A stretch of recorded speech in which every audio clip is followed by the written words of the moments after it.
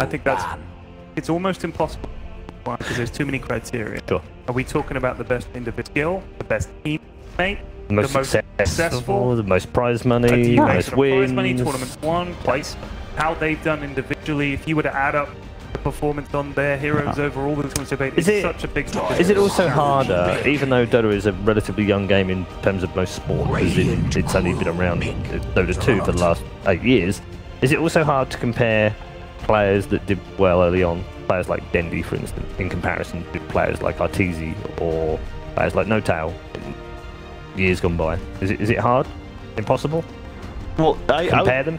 I think they're different because NoTail was never this guy that was this unstoppable superstar. He wasn't able to be that because of his role in strategy development, and a lot of times it's a sacrificial carry as a support. He's the guy that's just trying to win the games as a team. Like, that's it. Miracle has the luxury of, I'm a Dota player, I'm going to play Dota, be the best. You can't do that if you're in NoTail's shoes. Thus, as the years go by, he never looked like a standout player in my eyes. Was NoTail ever in conversation as like de facto top 3 at his role? Outside of maybe that little stint on Secret when he was playing support with Fly. Like, you know what I feel like they like, won majors. People still didn't think he was been at a club. Maybe he's played at 2 clubs his entire career. He's got like 750 career appearances. Hardly ever injured. Doesn't score that many goals. When he does, it's pretty spectacular. And he's a club legend. He's the Ryan Giggs. Hold him up there with Pele. He's the Ryan Giggs Dota 2. Still great. A great player. Yeah, he wasn't a Pele. He wasn't Maradona. He wasn't Zico. He wasn't one of those top players. That's true. No one understands football at this point, guys. Hey, there's plenty. Hold on. Like, a lot of people tuning in understand football. It's just too cold. I do understand. I'm just saying, don't like, understand. You're going down the list. Once you get to like, what I'm saying is, played with if hands. we're getting into English, in air quotes here, football legends, like no one understands. English football legends. They're international football legends. Yes, indeed. We haven't actually talked about. We haven't had named a single English footballer, which shows your level of knowledge. So, I don't want to get to that point. Ryan Giggs. Huh? I'm not sure Ryan Giggs is appropriate. He was a flashy flair player. I'm talking the steady Eddie, midfield general type, super reliable. Yeah, Gerard, all right? Like, we know how it works. No, Gerard? No. OG, Gerard's also a club legend. Yeah. He was overrated anyway. OG go for the mag. The mag jug. I'm a big fan. I like that they went jug first, too, because they expect BOOM.ID might take it. Yeah. And it's just like also a hard counter to the Lich Grimstroke, because you just spin off their entire kits. That ET also gives away the Tiny as a core, right? Yes. And I love the ban coming out from OG Luna. I've seen this when the new patch came out. Navi was playing this tri-lane. Luna, Io, and Tiny. It's so efficient, so good.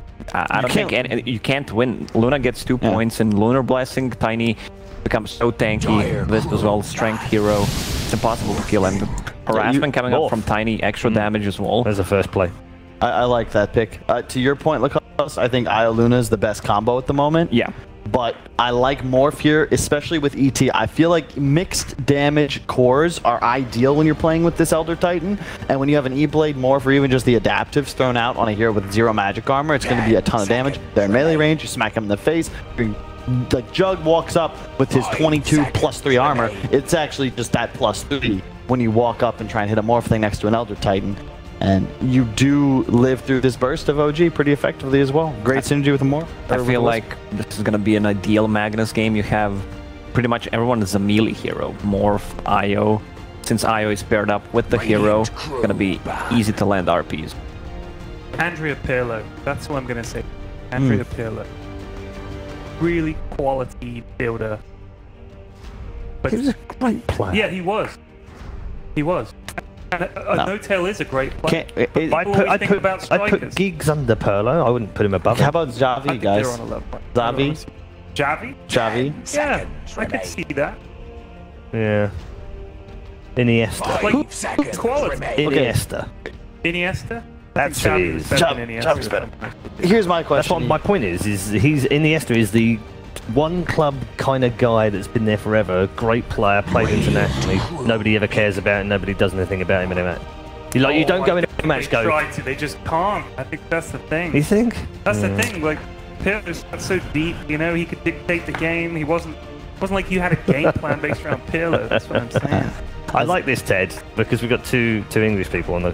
We can talk about. We talk about football, whereas these guys normally talk about NBA and NFL and stuff like that. I think likes football. What do you mean? I'm cosmopolitan. Yeah, I like watched all the football sports. before. I don't watch it anymore, but still have some knowledge.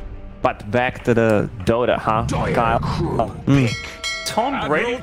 Dude, here's a question. Okay, how would you determine the GOAT? I would argue that you really can't determine a GOAT in most sports because there's different eras, thus it's a different game.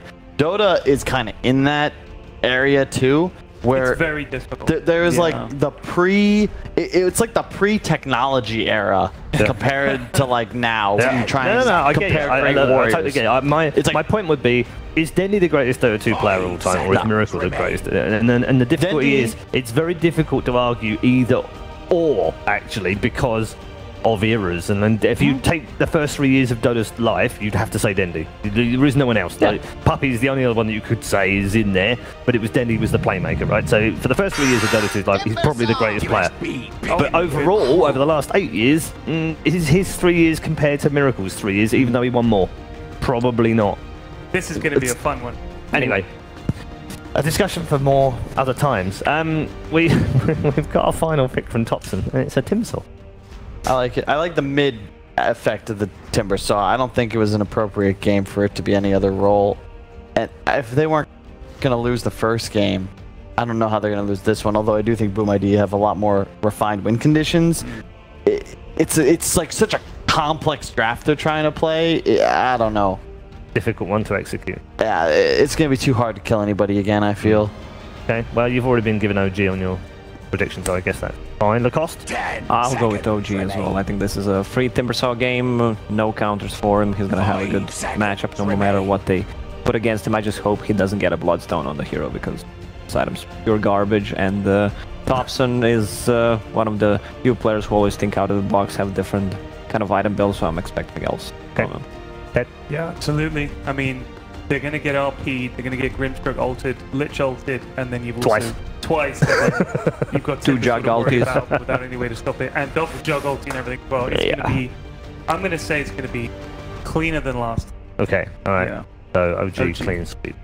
3 out of 3 as far as the panel members are concerned. Let's find out what Toby and Syndrome think as far as their predictions go as well. Gents, Toby, I might also add that you're not doing particularly well so far. Really? Yeah, it was 50% yesterday. I've predicted two games. However, you are doing better than Kyle. Your percentage is low because you only predicted two games. So my percentage is now 66%. Yeah. 0.6 recurring. You're going up all the time. So what do you want to do here? Do you want to stick with OG or? We're sticking with OG. Okay. OG have such a simple to execute draft this time around. There's less early game pressure on them. It should be OG this game. All right. I could see BOOM.ID get destroyed scheme. Yeah. So I'm gonna go with OG. Okay. All right. Yeah. Well, it's all yours. Take us away to game number 2. Thank you, Red. Thank you. I feel like I was just unharshly picked on. You're doing really poorly. You predicted one series. You're doing really poorly with your 2-1 prediction score. Yeah. It's because others have better scores, but they also predicted more games. Yeah. But you can bend statistics any way you like. You suck. Woo! Thanks, Cinderin. I love it. You know what? I'm just looking to be part of a casting pair that has very low expectations. Yes. Oh, you'd be great on that dating clip. Yeah, I'd be great, except I'm in a very nice relationship that I want to move away from. OG, they're going for their aggression, but thanks to the fact that you already had Bavarian move back underneath the tier 2 tower, it was a quick jump away from the IO with his tether, but this now means that the bottom runes now belong to OG. They have completely abandoned their jungle. So let's quickly talk about how BOOM.ID adapted from game 1 to this game 2. So we said in game 1 they didn't really have good enough teamfight conditions, and this time around they've got some more. They've got the Elder Titan Kunkka. The problem is, I still think even with these 2 heroes, OG's teamfight looks absolutely insane. And they have this very tanky front line in the Timber that for now looks manageable for BOOM.ID with their magic burst, but when Timber more than likely will get a hood in this game against these heroes and perhaps a secondary tanking item, he's going to be difficult to go on. And anytime this Radiant hero combination tries to combine on a hero, they always run the risk of getting soulbind chain frosted or of getting RP'd. And it's just... Is Jirax actually looking to solo up the creep wave? He can even potentially get some farm here because No-Tail's rotating over. They did the same thing in game 1 with these two, looking for kills. That's a lot of damage. Have they actually, like... They've totally zoned out the bottom. Like, No-Tail is still holding back Io, who's over in the tree line. He does not have support. Morphling went to the top with the ET, and Tiny is walking to the bottom lane. Jirax will arrive, but No-Tail's already got the first blood. Okay. He had, I think he had tangos on him and a fairy fire, but didn't cut his way out. Maybe he just wanted to Die? I don't know if that was good or not, actually. Sometimes dying is the best option. Like, you get back to lane with full regen, you reset, but I'm not sure if there was a play there from Joken to get out. Anyway, he did get killed. OG with the aggressive dive once again, like you said. This top lane, Morph Elder Titan sounds pretty bad to me on paper. Like, this lane doesn't have any natural synergy. Elder Titan wants to play super aggressive, but Morph can't really match and back him up very much in the beginning. And they don't have any reliable disable. So I see OG being in a good position in this lane. Morphling is a kind of hero who is relatively weak until he hits at least level 3, sometimes even level 5. And you see the problem right here. Yep, he is getting bullied by No-Tail. Good response from KezQ though, obviously hitting really hard. So you could look at it with the glass half full perspective that, well, maybe they don't have the best synergy for killing, but at least Elder Titan can somewhat protect the Morphling. It's just not looking too good for now in that lane. ILTV didn't want to start diving underneath the tower. The salve is being burnt on the Tiny. Not exactly the most efficient way they want to use their regeneration when you have an IO in the lane. Other fun lanes being the mid lane. Thompson going up against Makoto. Yep. Where the CS is rather even though Kunkka has a couple of extra denies. But this is a Timbersaw early on who's still able to match blow for blow against what should be a harassing Tidebringer. Yeah. Historically, this lane has been very Timbersaw favored, but recently, after a lot of the buffs that Kunkka got, he has way more of an ability to contest, especially on denies early on with the Tidebringer points. Eventually, though, when Timbersaw hits level 6, especially, this lane gets really difficult for Kunkka. So he has to try to take advantage of his better damage to get a lot of denies, hit level 6 first, and then call a gank so that they can kill the Timber before he hits 6. They're spinning again on bottom lane. Ted actually has to go the opposite way from Joe Cam. Jirax will be able to hit that slow thanks to the stroke of fate. And Io's over into the tree lines, and Jirax, well, he can't follow up. Nice play from Joken there. That was a really good tether. Off to the right. Yeah. He had nowhere back to go. Like, he couldn't reach the tier 1 and like, there was nothing to tether to with the tier 1. Yeah. Man, I'm not feeling this Morph's game right now, man. He does not have a waveform available. He has an ET who can stomp to create a little bit of space. Yeah. But No-Tail's got, like... Okay, I suppose he can Frost Shield or Frost Blast. Either choices are there. I'm still more concerned what happens once the Lich starts getting earlier levels, able to combine not only with Grimstroke, but you give that Frost Shield over to the Timbersaw and just let Timber continuously dive in. Yeah. He's going to be a tanky frontliner with his own tank item in a hood, probably, and then there's a good chance that Magnus in this game from Seb will be buying the team items like last game. He'll get a Vlad's, he'll probably get it. Maybe he'll even get a Pipe too, because again, you look at this Radiant lineup damage types, it's really heavy magical based. Morphling as a carry is a magical damage carry unless it gets a lot of farm, and in this game it just doesn't seem likely that the Morphling is going to have a great time. He's actually doing surprisingly okay, to be honest. It's 16-1 here, but still losing the lane to Magnus overall. Jirax is rotating into the mid. He did do it underneath a Radiant Observer ward, but Kunkka, it's I don't know if he saw it coming. Thompson's been preparing this damage for a while. Oh, nice. But he has the range, the movement speed to get away. Then again, I think Jirax wants to keep following through. Just going to zone him off here. This is going to be some good damage on the tower and a lot of pressure. Well, he's actually X-marking TPing. Yeah, I don't know to heal up. I don't know if Jirax saw it or if they want to do anything about it. So he's coming back, and now he came back before he fully healed. This is bad news. He used his TP. Dying here is actually just flat out lane losing. He cannot die here. Jirax doesn't have the stroke of fate, but he has the stun to allow. That is really bad news for BOOM.ID. He used his TP to X mark and refill and then died. So when he comes, Timbersaw is going to be almost level 6. The Stain is now effectively just flat out lost. OG are winning all 3 lanes in this game, which is probably a bad sign for them because they like losing their lanes and winning the game. Maybe if they win the lanes, they lose the game. Well, this is the ultimate way to get around OG. Let us win. give him a good start, and they can never come back. Yeah, true. Or you do it the Gambit way and just don't let them come back. That's another way. ET is looking towards the mid. I don't think he realized how much support was arriving with the supports Notel and Jirax playing together. And there's that Frost shield onto top. No one can stay close. Go get level 6 here if they leave him alone. Right now the 3 heroes sharing the XP, and it looks like they will back off, at least with the Grimstroke for now. Or maybe not, they want to fight still. They're keeping the catapult alive, like someone was tanking the tower to ensure the catapult keeps bumping into the tier 1 tower. But Thompson's got 15 charges of that reactive armor. That's a lot to get through, and the Frost Shield's just about to come back off cooldown. So Io and Kunkka, they've rotated in towards the mid to keep the defense up. Without the Chakra, maybe Thompson doesn't have the power to push through, and they will deny the mid tier 1 tower.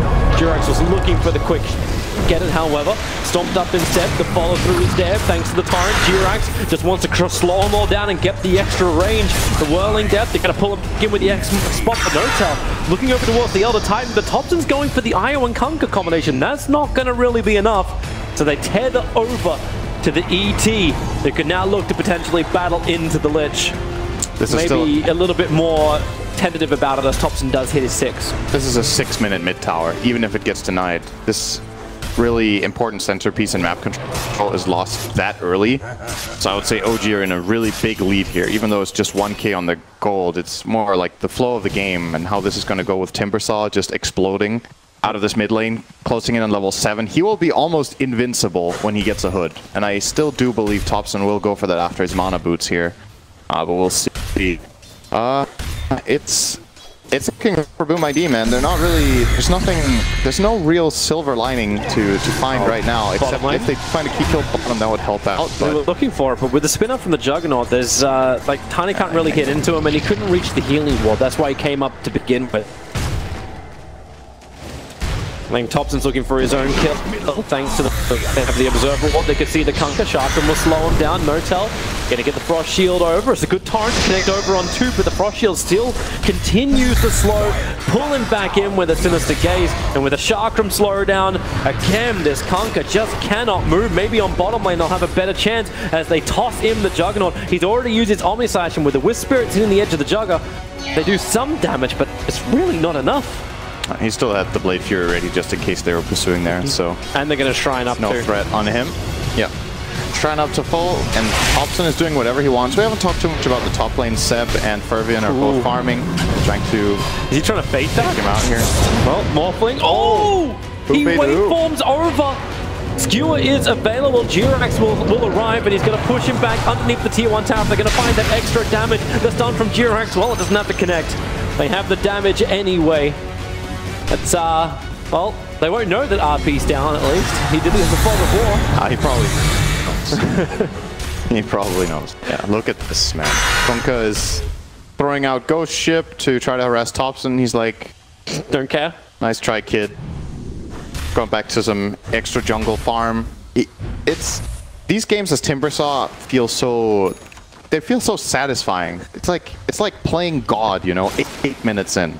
No one can kill me. It's like the Broodmothers who are always like, there's nothing that counters me. They need literally 3 or 4 heroes to have a chance, and it's not even a guaranteed kill if he has reactive armor running. So he's playing super aggressive, and even if he dies to a 3 or 4 hero rotation, it's not even the biggest loss in the world because of how much space he's creating. So at least a nice killer for BOOM.ID. They find the Lich. Yep. Trying to connect over on Jugger as well. Obviously spells have been expended, so can't get him. And they managed to get the healing ward too, so Juggernaut won't have the easy heal up. That's the Eye with 3 points up in Spirits and 4 points in the toss from Tiny. Just trying to find that quick combination. Trouble now in mid lane. Kunkka just wants to get the hell out of here. It's the ship, tries to buy a little bit of time, but silenced up. Avalanche, Tiny. He really seems to be the one, FPZ. do the work for BOOM.ID. Support arrived from Io, tethering down, but he doesn't have a lot of regeneration. 3 stick charges to share between them, but that won't stop the Tiny from turning around, beating into Jirax, but the trade-off, there's still going to be a 1-for-1 for the supports, and Thompson wants to find more. He is forcing the heavy rotations, exactly what you were talking about, Sin. He's unleashed his own Dire Observer Ward. Seb will arrive, the Shockwave is well off target, but Timbersaw just cannot be stopped. Empower him up, sure, why not? It's not even close. A lot of the times this makes Timber one of the most dangerous 10th picks in the game. If you don't have the right solutions for him, you can itemize a Lotus, or not a Lotus Orb, a Spirit Vessel, but obviously Timbersaw can counter-itemize as well if he wants to. You can get Yules or Lotus Orb to get rid of it. So maybe you can hit like a minor timing where you can kill him, but if you don't have the draft tools to deal with this hero in this kind of situation, it's tough. He's playing against 4 strength heroes, and they can't deal with him. Omni Slash just dodges the ship, but leaves us a little less damage coming into him, but getting rid of the Silent Stick, but now into Spin as well, under the tier 1 tower. It's a little too easy for ILTV. But I'm watching the mid. RP is up. Seb is looking for his own opportunity. May want a little bit of help, and here it comes inside the Timber. Okay, just continuously stunned. The ET split him. Oh, you gotta climb both of them down. The RP to catch out too, and then Jirax combines it together. The double silence. Everyone's fates are connected. And that is Tiny ET down. Conker's already gone, and it looks like Io is going to end up in the same position. Jirax with the triple kill. Thompson even making sure he can survive by taking the aggro of the tower. A little too easy for OG in game 2. I feel like BOOM.ID have to take some kind of ridiculous moves almost at this point, where they like 5-man top lane or something. Not really maybe that crazy, but I think you might have to just accept that this Timbersaw is a problem. As we see the replay of the fight here, Matt actually, or Seb, tried to set himself up with Shockwave Skewer, kind of mistimed it, didn't even matter. The heroes are way too tanky and they're not dying in this situation, so they need to combine it perfectly. I think you might just have to accept, okay, Timbersaw God is going to stand mid, and we have to put pressure elsewhere on the map. If you keep gravitating toward Timbersaw's lane, you're just going to lose the game there. Oh, Seb got canceled on the TP, nice kill. This is back to live at the bottom of your screen where Seb died, and then up towards top. That's adaptive strike to Timbersaw away. There's no tail. Okay, sure. Commits the Chain Frost to get the kill onto the lip. Big kill. Now relocate in from the Io as well as Tiny trying to do something more about this. Okay, goodbye Io. They could not get through the 20 reactive armor charges of the Timbersaw. He's just way too big. It's kind of... I think the reason this game is this one-sided is that BOOM.ID keep trying to... They're playing like they got the draft of game 1. No, they're trying to pressure the Timbersaw away, but they don't have enough resources or the right ones to actually do it. So I think they're just better off being... just pretending he isn't there, and they have to pressure the lanes. It's kind of... your example earlier was really good. I feel like it's... you get 10 pick Brooded, and you have a lineup that can't deal with Brood. You have to try to double down on destroying the rest of the map if you can't solve this Brood problem and then hope to recover somehow. But this game, they keep running to Timbersaw's lane, and OG is like, cool, we'll just bring a couple of heroes too, and we'll win every fight 3-4. Like, you're not winning. Our Timbersaw counts to 3 heroes right now, so... You think Lacoste is going to be happy with the 13-minute Bloodstone build-up over on Thompson? Oh. Is this item still trash when you're 13 minutes in? I think it's really good on Timbersaw. I don't know what Lacoste is all about. He's a hater. This heal is super good on this hero. The new Bloodstone heal, it's very nice. It's like never-ending survival of Timbersaw. Yeah. The regeneration is fantastic, and then you got this burst heal. So even if you think you're going to bring him down low, he just triggers it back up, builds up the reactive armor charges. He's not dying this game. Yeah. I just don't see. They have no burst damage that can actually reach him before the armor charges come up. And he's buying the hood now, and then he's invincible. Yeah. Well, Elder Time's in trouble. Jirax can easily silence him up. BOOM.ID look lost in this game. Yeah. But they still keep fighting. Oh, double chip. Oh, yeah. That's way too powerful. Bouncing through. You got some frostbite, and they still don't separate it with the waveform forward. They can get the kill onto Jirax, that'll mean something, but Thompson still standing his ground, jumping through, avoiding the ship he's got. The last little bit of a gift in the form of the frost armor. Tiny is low, No-Tail believes he can just solo him up inside the river. They just try and keep the Timbersaw away. Seb has now finally arrived. But meanwhile, on bottom lane, ILTV has just been pushing the tier 2 tower, chilling out and just farming up. One of Vlad's and hasn't joined a team fight yet. Yeah, so I think there was a bit of miscommunication. OG have been building 2 Vlads. The Magnus almost has a Vlads too. And I was like, oh, we have Vlads? Yeah, so, okay, I guess I could pipe. So he's turning into a pipe and has a casual Basilius here, and it doesn't really matter for the state of this game anyway. They could kind of destroy a couple items and probably be fine. There's another kill from ILTV, and we grab the Wisp very easily with the help of Jerax. Now they're going to connect into mid. I imagine Roshan is on the menu here. Just tank it with Timbersaw, kill it with Jugger over time. They're not the fastest at doing it, but Empower plus Vlad's is good enough. 99% win probability is probably where I would place this game as well. Yeah, 15 minutes in and you already got that win probability. Yeah, it's just... Can't question Dota Plus, man. I've seen this game before. So I have a 99% chance of having a 75% win rate on predictions. Yeah, that's pretty good. Is that still crap? I mean, it depends. What do you think is best? A 75% win rate with 4 games, or a 65% win rate with 12 games, for example? I think 65 on 12 would be very, very respectable. Yeah, I don't know what the score of Missy are. I think Killer Pigeon ended yesterday on 80%. Okay. Across the game. So he had the best score. I think I was 67. I could have been at 100% if I didn't ride and die with you. Yeah, my bad. Yeah. Thanks, man. Morphling's in a hell of a lot of trouble up on top lane as dead for 30 seconds and in towards the mid. It's Juggernaut up against Io and Tiny. He's got the Aegis Immortal, so no fear into ILTV. That tier 2 tower is... Mag Dagger. I think OG are going to try to end the game now, actually. Yeah. They know they're this far ahead. They're feeling this game. Oh god, does he Omni Slash that? He doesn't have it, does he? Yeah, you're right, he doesn't. It's still on down from the last one. Last time he Omni Slash Dio. Yep. This level 4 Empower. We haven't even talked about Empower this game. It hasn't even felt like it was a necessary factor for OG to win, but they even have that backing them up after crushing the lanes. They also have the strongest farming tool in the game, so... They're going out for Kunkka. The Sentry Ward was dropped, so Notal can pull him back in with the Sinister Gauge and then just commits the Lich ultimate. No need to combine it with Jirax. They just want the kill on the Kunkka, which it now allows him to go high ground. With the Aegis Immortal on Juggernaut, he's the front liner.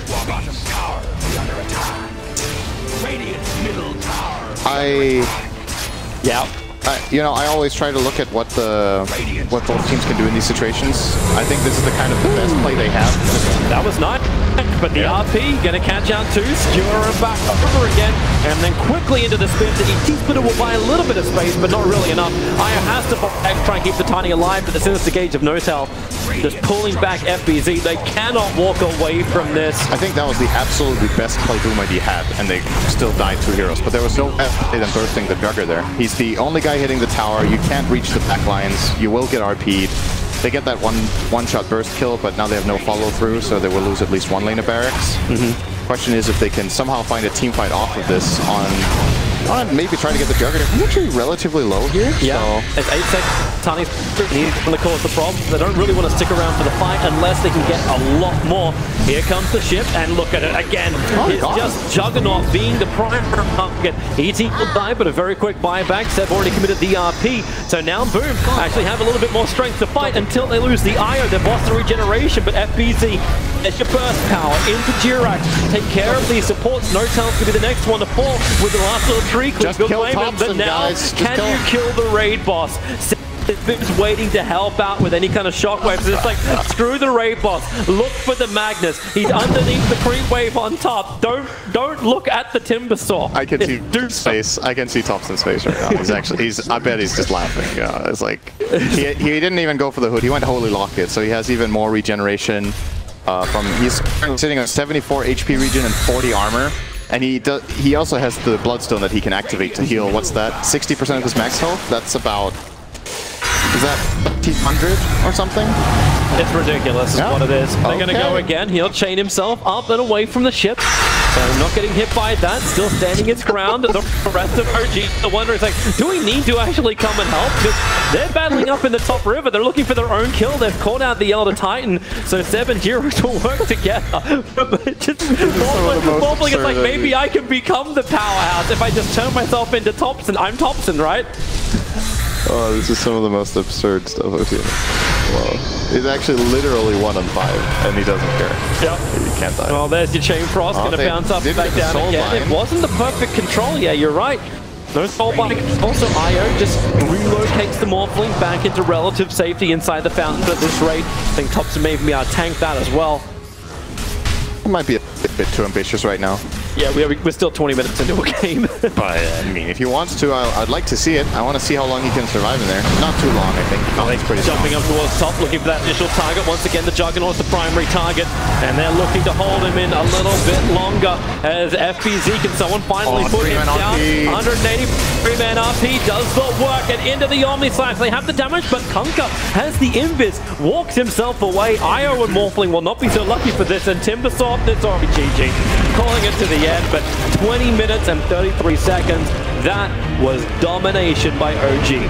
Yeah, their strategy in this game is super good. They won the lanes, they put the lanes in a good way, played around. I think, once again, I feel like this game didn't need to be this one-sided, but BOOM.ID kind of played into their hand by constantly fighting around the Timbersaw, so maybe they could have got off to a better start than this. But it never really felt like, even if BOOM.ID did the right things and went to the right lanes, I feel like this game would have been exceptionally difficult for them to win, because like we said, we didn't even really get to see Empower and play much. That would have still, this Juggernaut would have been a monster no matter how you put the lanes.